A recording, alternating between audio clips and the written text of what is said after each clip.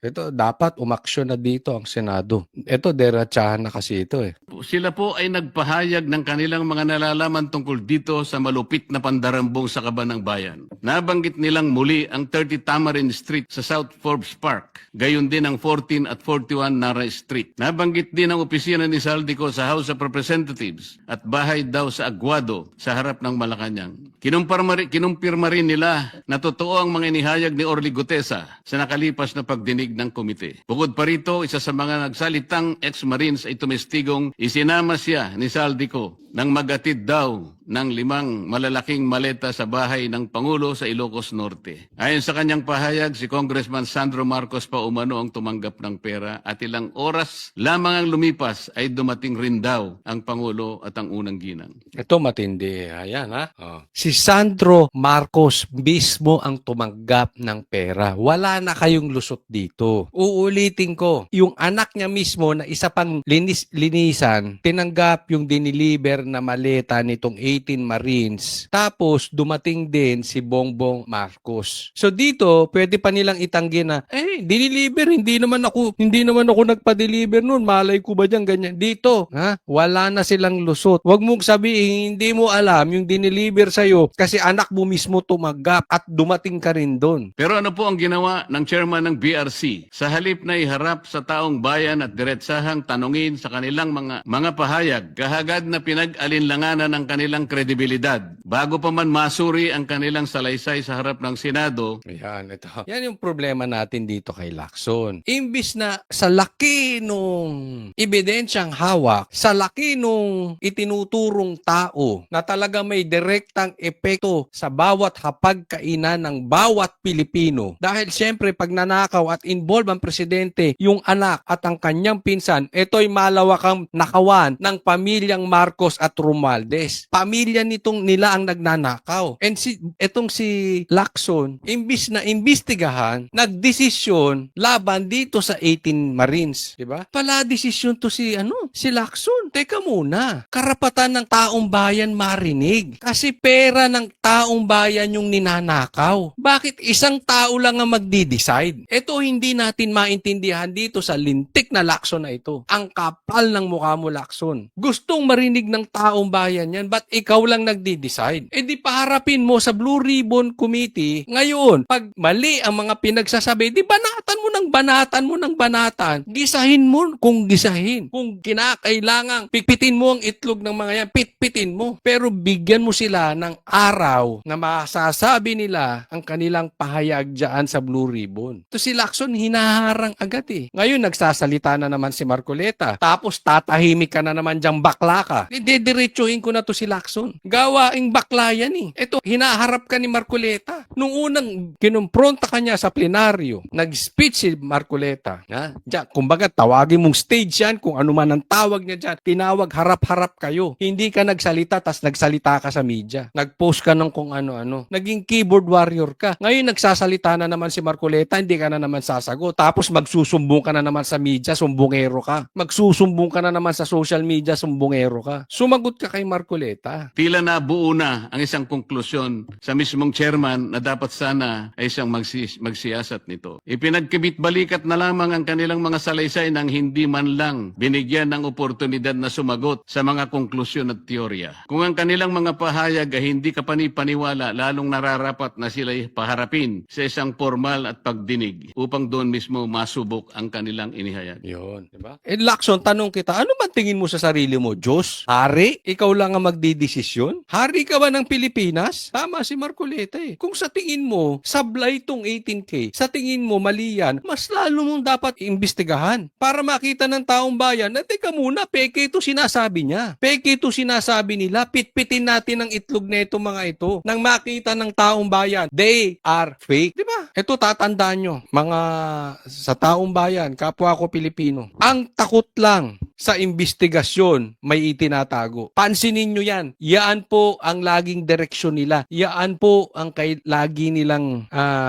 game plan. Iiwas sa diskusyon. Ang takot sa investigasyon, yan ang magnanakaw. Or may pinoprotektahang magnanakaw, guilty yan. Or kung eto mang 18 Marines, takot sa investigasyon, sinungaling. So ganun lang yan, magnanakaw ka, may pinoprotektahan ka magnanakaw, or sinungaling ka. Eh ngayon, sinong takot sa investigasyon? Etong si Bongbong Marcos. Ang chairman po ba ng BRC ang dapat magpasya kung sino ang dapat ipatawag sa pagdinig kung 20 ang bilang ng miyembro ng Blue Ribbon Committee? Nakonsulta po bang isa-isa ang mga miyembro ng BRC? Kinausap po ba, halimbawa, si Senador Bam? Ayan, kain suka yan. Protektado niyan ang Bongbong Marcos, di ba? Ang partido niya yan. Kinausap ba? Ibig sabihin lang, 20 ang member ng BRC, ng Blue Ribbon, kinausap man lang. Kinausap ba? O desisyon lang to ng feeling hari, feeling Diyos na si Lacson. Si Senador Kiko? Kakampi rin nila yan. Puro nila kakampi. Si Senadora Risa?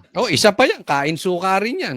Yan yung grupong kain suka. Senador Gatchalian? Nagkaroon po ba ng caucus? Nagkaroon po ba ng hearing man lang? Para pagpasyan po ang napakalaking bagay nito, Mr. President. Mr. President, sila ay matapang na nagsalita at handang tumestigo ayon sa kanilang nakita. Saksi sila sa kung saan at kanino dinala ang limpak-limpak na perang nakapaloob sa mga maleta, mga kahon at iba pang mga sisidlan na kanilang ginamit. Ano bang patunay pa ang dapat nilang ilabas para lamang sila Yun lang inyong naman yun. umpisahang pakinggan? Ang daming investigasyon. Hindi naman sinasabi na kampihan nyo tong 18 Marines. Sa laki ng ebidensya, sabi nyo nga, sundan natin ang ebidensya. Eto, laki na ng ebidensya. Ano pa ba ang kailangan para pakinggan sila? O baka gusto nilang ang maliit pa ang magsalita. Hindi raw kapani-paniwala. Sila nga ang inutusang magdala ng pera, Ginoong Pangulo. Tinan mo, tama-tama sabi niya. Gusto pa ba niyong maleta magsalita? Ako talaga, kung ako tatanungin nyo ito yung opinion ko lang. Malaki na tanggap niyan si Tito Sotong Maleta at si Ping Lacson. Malaki po yan. Nakinabang din yan. Yung ganyang paghaharang, kasi baka mamaya mapunta sa kanila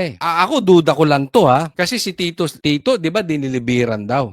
Sino ba boyfriend niya dyan sa Senado? Di si Ping Lacson. Posibleng hindi lang nilabas nitong mga Marines na dinilibiran din ng maleta itong si Lacson para masimulan sa Blue Ribbon Committee yung investigasyon. Tapos, pag nasimulan na, doon nila isisiwalat na posibleng alam ni Lacson nakatanggap din siya ng maleta. Kaya, ayaw niyang payagan. Nagigets niyo po? Bakit? Alam niya, mabaho rin siya. Sisingaw ang baho niya pag nakatungtong sa Senado itong 18 Marines. Kaya ako, ang opinion ko talaga dito, tumanggap din ng maleta yan si Lacson. Kaya takot Wala ka namang, gaya ng lagi kong sinasabi sa inyo. Halimbawa ako'y hamunin nyo ng drug test. Lalabanan kita araw-araw. Gusto mo magpa-drug test tayo araw-araw basta sagot mo. Bakit? Wala akong kinakatakutan. Matatakot ka lang naman sa drug test pag addict ka Tama o tama-tama? Ganun din doon. Yung grabe kaiwas ni Lacson na super obvious na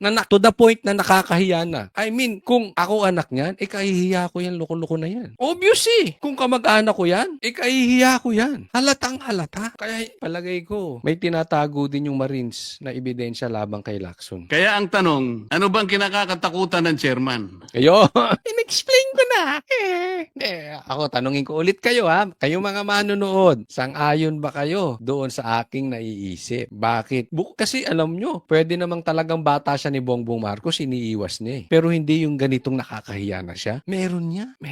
Ano na po ba ang nangyari sa pagsunod sa ebidensya? O piling ebidensya lamang ba ang susuriin at ipipikit na lamang ang mata sa iba? Ayon sa Romans 1:18, nahayag mula sa langit ang puot ng Diyos laban sa lahat ng kalapastanganan at kasamaan ng mga taong dahil sa kanilang kasamaan ay hinahadlangan ang katotohanan. Ito. Ang paghadlang sa katotohanan, hindi lang yung inaawat mo yung totoo. Bigyan kong pansin itong mga tahimik. Kung kayo, alam nyo yung kalokohan at tahimik kayo, may sagutin din kayo sa Diyos. Tatandaan nyo yan. Obligasyon nyong magsalita kung alam nyo. Pero kung pinili mong manahimik kahit alam mo yung nakawan, duwag ka. At ayaw ng Diyos ang duwag. Nagigets nyo? Hindi lang yung the likes of Lacson na hinaharangan yung katotohanan. Pati yung tahimik sa katotohanan, kasalanan. Kung alam mo. Hanggang kailan po itong tahasang pagharang sa katotohanan, Ginoong Pangulo? Ano na po ba ang nangyari sa makulay na kasaysayan ng Blue Ribbon Committee na sa mahabang panahon ay tiningala at nagsilbing isang bantayog sa pagtukoy at pagtutok sa mga katiwalian at pagdarambong na nagaganap sa ating burokrasya?